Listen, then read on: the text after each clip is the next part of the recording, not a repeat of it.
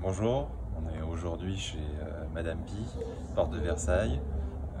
Je suis là aujourd'hui en tant que réseau entreprendre, en tant qu'accompagnateur, et je vous présente Nathalie Lisnard, Madame Pi, qui a eu la riche idée de lancer une boîte d'événementiel l'année du Covid.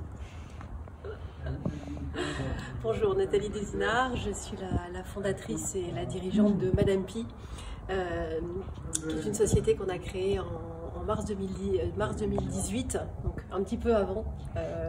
Nous concevons et nous fabriquons les premières urinoirs féminines qui effectivement sont destinées à l'événementiel. Maintenant également, grâce au Covid, à d'autres marchés, mais j'imagine qu'on aura l'occasion d'y revenir. Alors justement, nous, en tant que réseau entreprendre, on a sélectionné Madame Pi au terme d'un processus de validation. C'est une entreprise qui avait un très beau potentiel, à la fois un beau business plan, une belle équipe, un concept qui marchait très bien avec des premiers clients.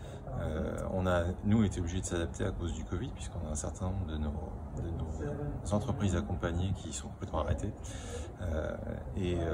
Notamment dans le cas qui nous occupe aujourd'hui, on a prolongé l'accompagnement de 6 mois à 1 an pour tenir compte du fait que la croissance qui était très forte a été un peu ralentie, ce qui permet d'accompagner en fait le switch. Alors, du coup, quel impact à court terme et quel changement de stratégie? Oui, alors à court terme, notre marché, on conçoit, on fabrique en France des urinoirs féminines que l'on vend et qui sont ensuite déployés sur les différents événements, donc les festivals, les courses à pied. Donc effectivement, on a eu une très forte croissance depuis la création de la société et notamment en 2019 qui a été une année explosive ça a été complètement arrêté avec l'arrêt de l'événementiel. Et là, à ce moment-là, on a regardé ce qu'on pouvait faire. Donc il y avait deux solutions, soit on se mettait sous cloche en attendant que l'événementiel, d'avoir la visibilité sur l'événementiel.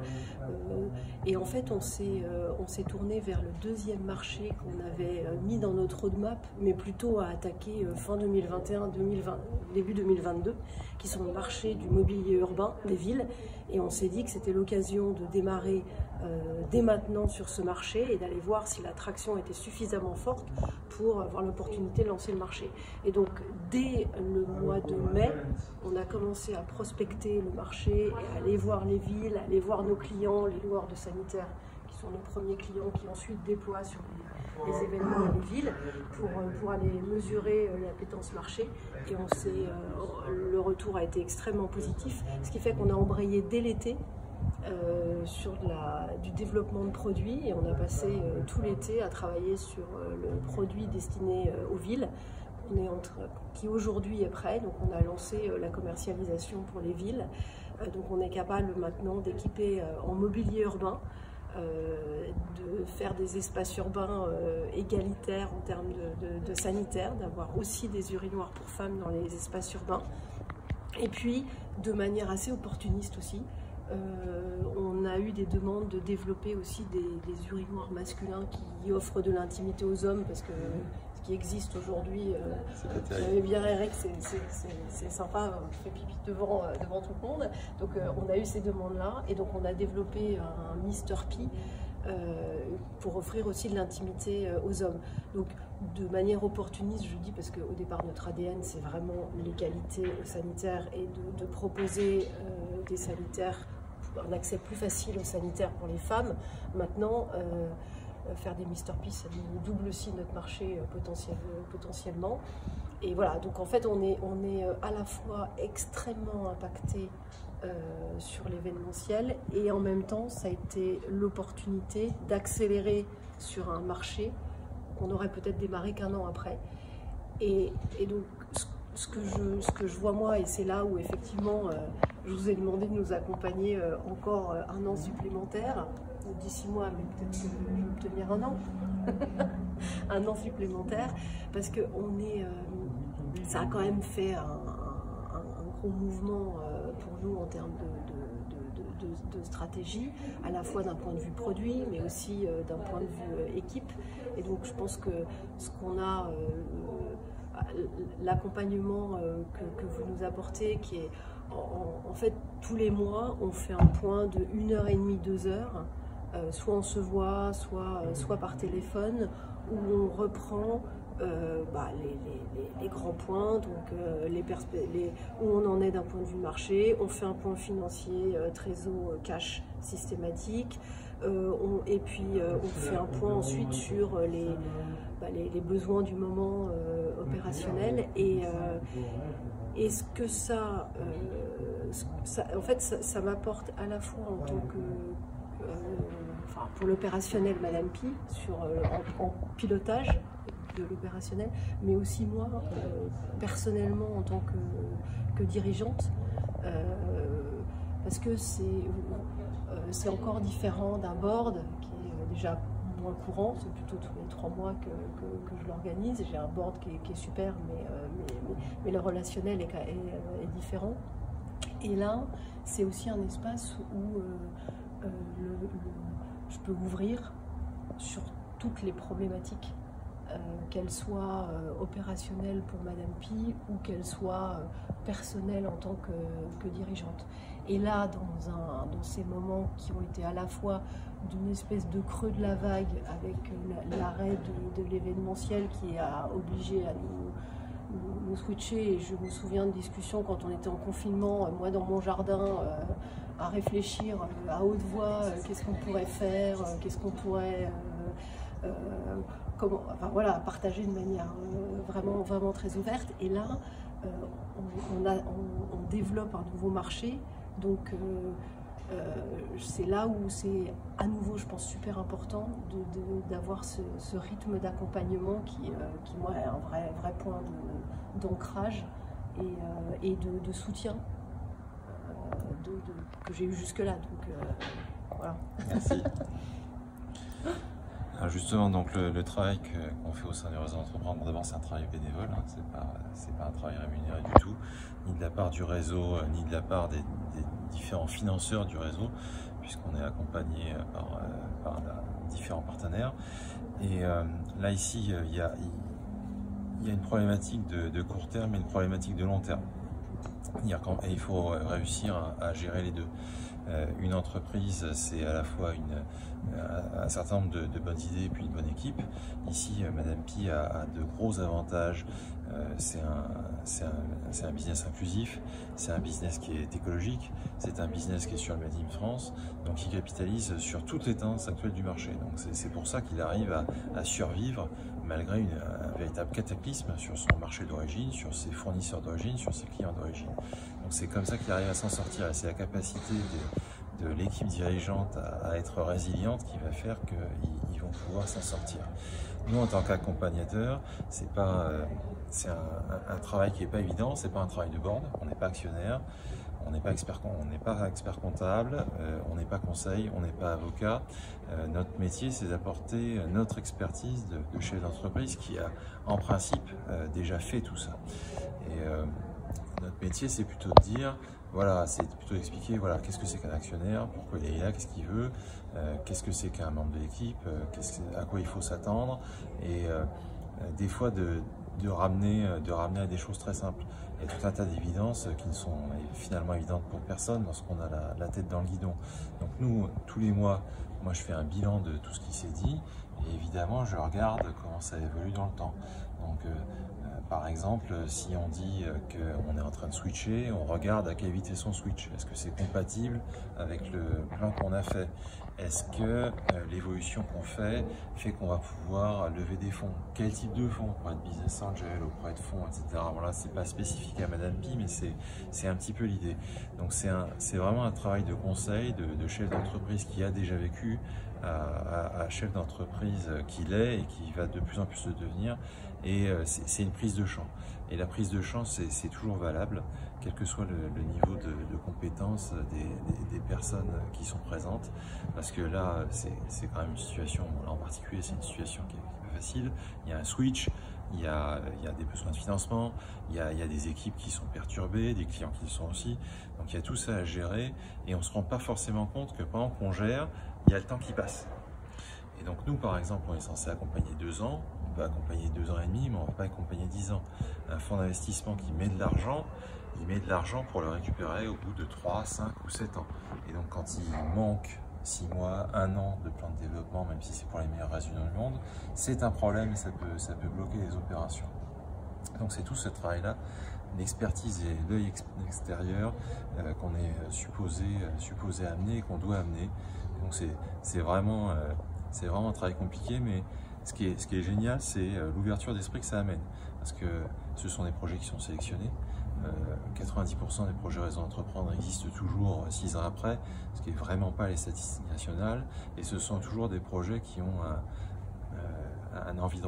des désirs de recrutement, des désirs de développement rapide. Et donc par définition, ce sont des problématiques intéressantes. C'est tout l'intérêt d'accompagner quelqu'un comme Madame Pi. Alors ici, on est sur un parcours d'accompagnement qui s'appelle Start, qui est fait pour les entreprises qui démarrent, comme Start, le nom Start l'indique. Les entreprises, ce sont donc des entreprises qui démarrent et qui vont recruter, qui ont des objectifs de recrutement. Dans le parcours entreprendre, ensuite, il y a le parcours booster et le parcours ambition qui sont ouverts à tout le monde et qui concernent des entreprises qui font, dans le cas de booster, c'est typiquement 500 000 € de chiffre d'affaires et ambition, c'est 1 million avec des objectifs de faire une croissance de x4, x5, x10. Et là, c'est un petit peu différent parce qu'il va y avoir un suivi de type un peu plus board, justement, un tout petit peu moins régulier, mais un tout petit peu plus stratégique. Parce que quand une entreprise grossit, elle perd son caractère d'intuitu personnel, c'est-à-dire c'est plus juste le réseau personnel du dirigeant, ce n'est plus juste la valeur ajoutée qu'a fabriqué le dirigeant en arrivant. Il faut que l'entreprise existe par elle-même et ait des points forts. Et c'est justement là où je voulais en venir avec Madame Pi. Quels sont les points spécifiques de Madame Pi qui dépassent votre personne, ce que vous y avez mis au départ, pour la suite, lorsqu'on va passer d'1 million de chiffre d'affaires à 15 ou 20 millions en 3 ou 4 ans. Je pense que c'est ce qu'on a fait cette année justement. On est parti d'un produit en très petit nombre d'unités sur la France, donc, où entre guillemets je maîtrisais tout, enfin, quelque part de A à Z, fort du succès tout de suite qu'il y a eu à un produit qu'on distribue à l'international depuis le début de l'année 2020. Et ça, c'est dû à plusieurs choses. D'une part, le produit, vous le disiez, mais on est dans le train de marché d'inclusivité, d'avoir un espace public inclusif, et les sanitaires sont un marqueur extrêmement important de la place de la femme dans l'espace public. Donc on a ce premier atout marché-là. Le deuxième, c'est qu'on est on est sur un produit qui est écologique, puisqu'on fonctionne sans eau. Donc on est aussi sur un marché sanitaire qui aujourd'hui ne peut plus se permettre de consommer des centaines de milliers de litres d'eau. Et donc Madame Pi fonctionne sans eau. On est sur un marché qui va sur la tendance de recycler l'urine en engrais. Et pour ça, il faut plus d'urinoir. Donc ça aussi, c'est une tendance de marché très forte. Et donc, on a développé, nous, notre capacité d'innovation en format 360 pour être à la fois au plus proche des besoins des usagères. Et ça, on le fait parce qu'on travaille depuis le début avec des ergonomes, avec des sociologues, avec des psychologues pour travailler le plus près de l'intime féminin. Et maintenant, on s'intéresse aussi à l'intime masculin. Donc ça, c'est une forte capacité d'innovation parce qu'on est collé aux besoins des usagers. On a également une capacité d'innovation qu'on est en train de montrer là. On est en train de connecter toutes les cabines pour superviser en temps réel le remplissage des cuves, pour optimiser les tours de maintenance. Donc ça, c'est un service qu'on offre à nos clients. Et après, on crée un mobilier urbain qui est à la fois fixe et déplaçable. Et ça, quand je dis 360, c'est les usagers, les festivals, les villes et nos clients opérateurs qui sont les loueurs. Et on est collé à leurs besoins et on est aujourd'hui le seul acteur fabricant de sanitaires à avoir cette vision 360. Parce qu'on n'est pas parti du produit, on est parti, et l'ADN de Madame Pi, c'est le besoin usager. Et donc la méthodologie qu'on a développée pour coller aux besoins usagers et pour développer ce design qui a fait le succès immédiat de l'urinoir féminine Madame Pi, on l'applique aussi à nos clients finaux que sont les événements et les villes, et puis à nos clients directs que sont les opérateurs. Il y a quelque chose qui est aussi un peu troublant pour certaines catégories de porteurs de projets, c'est pourquoi ça marche en fait. Pourquoi est-ce que tout d'un coup quelqu'un décide de créer une entreprise de ce type-là, et pourquoi d'énormes clients, parce que Madame Pi a des clients de taille très importante, pourquoi d'énormes clients font confiance à une personne seule, d'une boîte qui vient juste de démarrer. Je crois qu'il faut... c'est une des caractéristiques françaises pour timbrer des lettres, on a besoin d'un diplôme de timbrage de lettres. Et ben en fait, la création d'entreprise, c'est pas ça du tout. Il y a un moment où on acquiert une légitimité, et cette légitimité se fabrique. Comment est-ce que vous avez créé votre légitimité en fait? En repartant des besoins des femmes. La légitimité, on l'a créée parce que en fait, je suis arrivée sur le marché des sanitaires avec une méthodologie on appelle ça le design thinking, mais qui existe dans la plupart des produits courants, mais qui était très peu appliqué aux sanitaires en fait. Et en utilisant quelque chose qui est éprouvé ailleurs et en l'appliquant dans le secteur des sanitaires, à savoir, on part de l'expérience client. Et on est bien placé pour savoir que l'expérience client sanitaire dans l'espace public, elle n'est pas au top.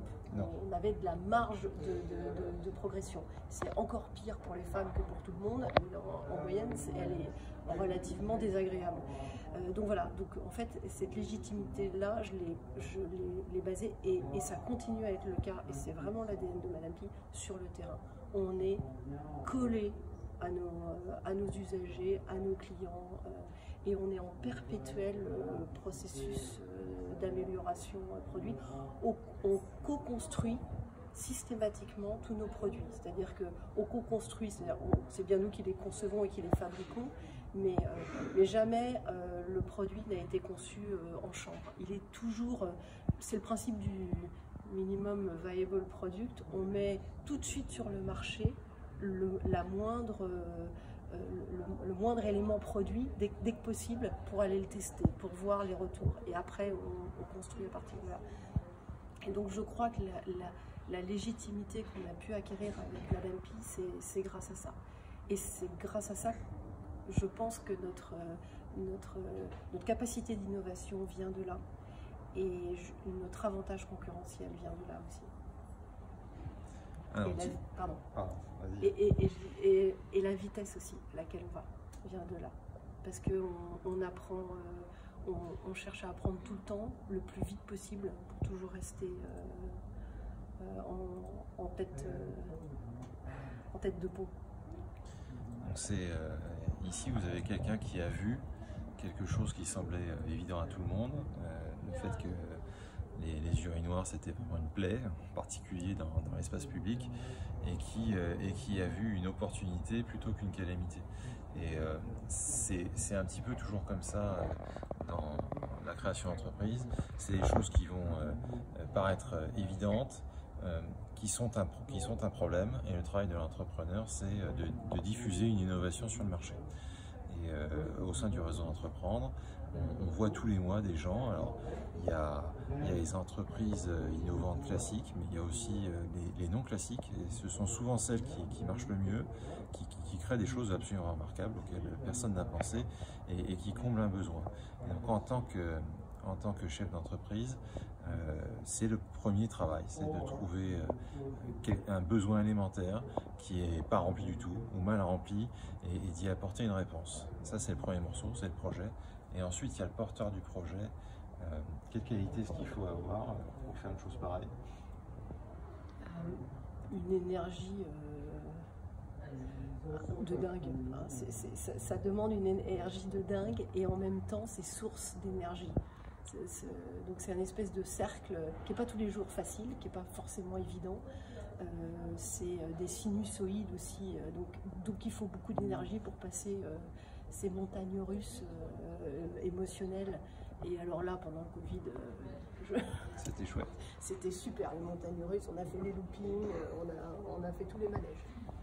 Mais donc, je crois que la première caractéristique, en tout cas, ce que je vis moi, c'est ça.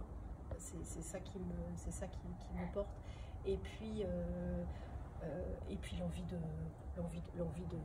changer les choses, l'envie de changer les choses. Je sais pourquoi je le fais. Je sais pourquoi j'ai lancé ce projet, je sais pourquoi je le fais, je sais pourquoi je veux le développer, je sais pourquoi je veux emmener des personnes autour, je sais ce que j'ai envie d'en faire. Voilà, l'énergie et puis savoir pourquoi on le fait, parce qu'il y a un paquet de moments où tout est là pour nous dévier justement de ce pourquoi on est parti, et le nombre de fois où on peut avoir envie de se dire mais j'aimerais être partout ailleurs parce que c'est difficile, parce qu'on peut se sentir seul, voilà. Et c'est là où c'est hyper important de partager,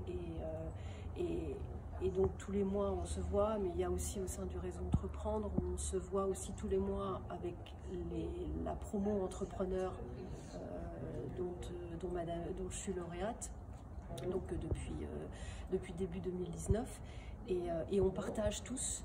Donc on est une quinzaine, et on partage tous de manière très ouverte, cash, ce qui va pas, parce que être entrepreneur, on est un peu en pitch permanent. Ça va toujours. On dit toujours que ça va toujours. De temps en temps, forcément, ça va pas.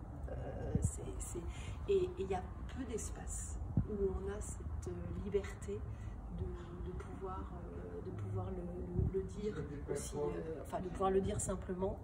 Et voilà. Et le réseau en fait partie, parce que c'est un réseau qui n'est fait que d'entrepreneurs. Donc, par définition, on a en face de soi, à côté de soi, des gens qui ont vécu ce qu'on a vécu. Et donc, ce que vous disiez, et cette boucle-là, du coup, on peut se permettre de partager très librement, parce qu'il n'y a pas de jugement, c'est bienveillant, parce que par définition, en face, c'est les mêmes galères en fait, qu'on vit à des moments différents, donc à des degrés différents en fonction du temps. Donc, ça c'est un des points vraiment important, positif, et qu'on apprécie tous. D'ailleurs, on s'est tous dit, là on arrive à la fin de cet accompagnement structuré par les Entreprendre entre nous.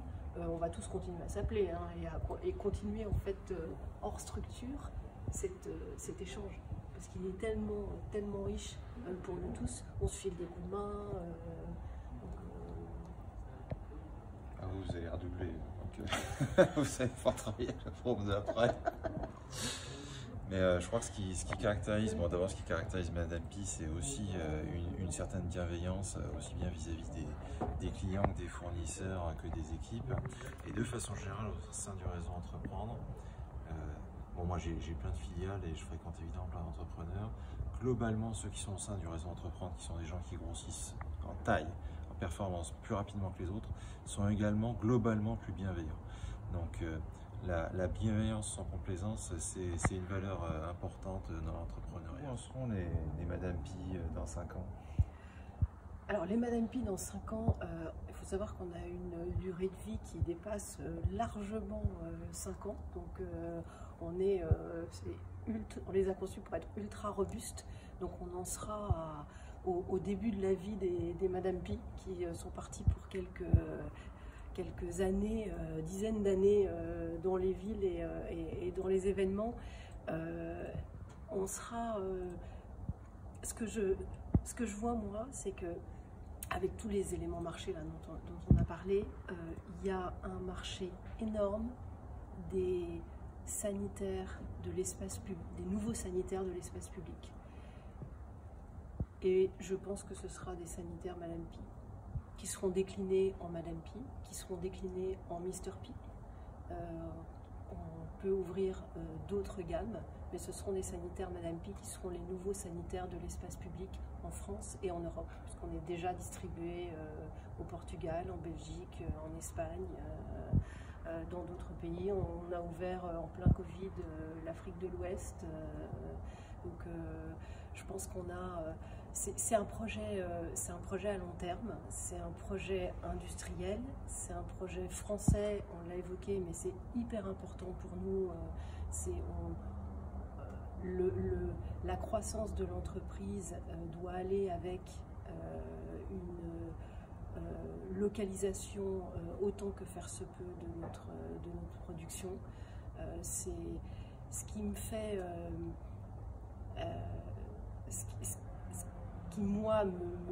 qui moi me booste, c'est ça, c'est le fait de créer un projet industriel français, d'exporter et de rayonner sur un sujet somme toute un peu tabou, et ça c'est vachement amusant en fait. Merci de nous avoir reçus. Merci et puis beaucoup on continue comme ça. Venu.